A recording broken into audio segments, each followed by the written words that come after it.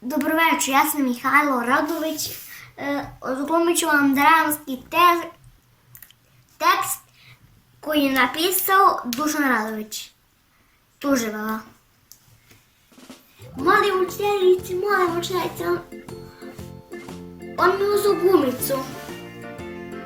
Dobro, vratit će ti je. Sedi.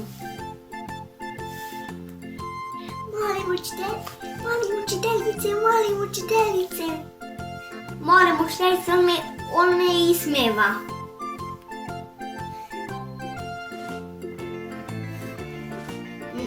Nemoj Popović da ga ismevaš.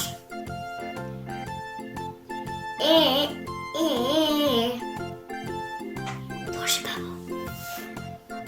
Molim učiteljice, on mi kaže da sam tužibaba. Nisi ti tužibaba.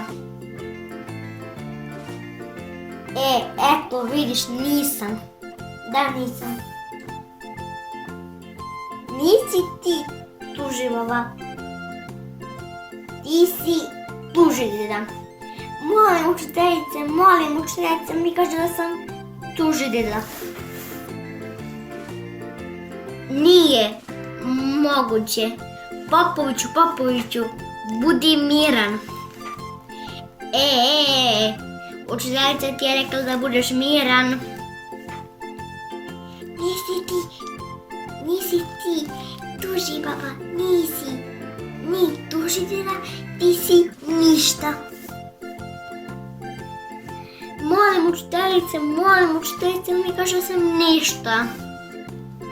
A šta ti njemu kažeš? I on je ništa.